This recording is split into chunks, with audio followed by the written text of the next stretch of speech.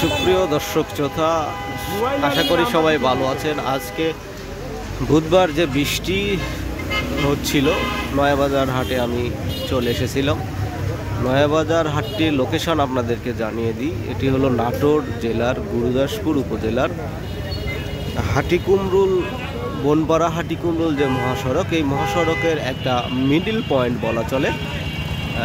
কাতরাই toll plaza থেকে একটু পশ্চিমে এই হাটটিতে রসুন বিক্রয় হয়। সপ্তাহে 2 দিন হাটটি লাগে, একদিন হলো রবিবার, একদিন হলো বুধবার। সকালবেলায় হাটটি রসুন বেচা কেনা শুরু হয়।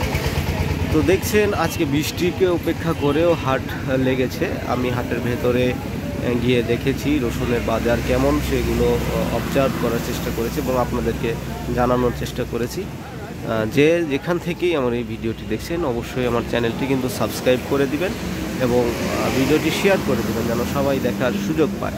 তো এই নয়াবাজার হাটের এই সকালবেলার যে চিত্র, আজকে বৃষ্টি উপেক্ষা করে মানুষজন যে বেচা কেনা করছে, এইটি আপনাদেরকে একটু দেখানোর চেষ্টা করছি। যে দেখুন, একজন বড় ভাই, সে কিন্তু হয়তো রসুন বিক্রি করেছে, করে এই যে মাছ কিনে নিয়ে যাচ্ছে। দেখুন মাছটি কত সুন্দর করে দোকানদার বেঁধে দিয়েছে।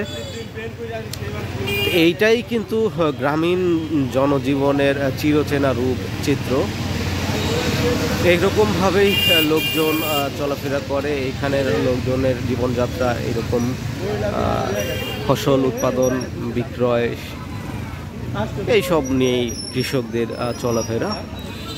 তো আপনারা সবাই জেনে আনন্দিত হবেন, আমাদের এই গুরুদাসপুর উপজেলায় কিন্তু বৃহৎ একটি হাট রয়েছে।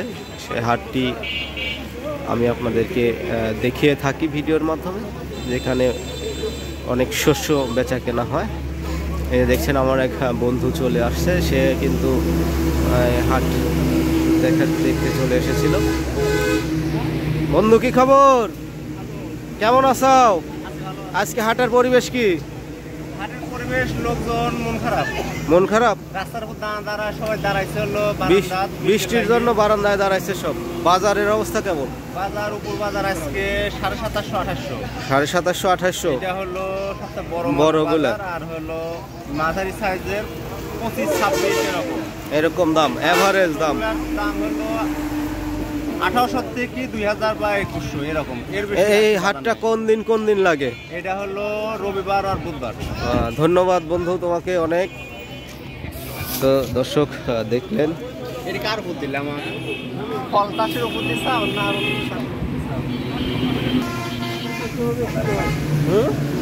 50 টাকা কেজি। কি আম এগুলা কাকা?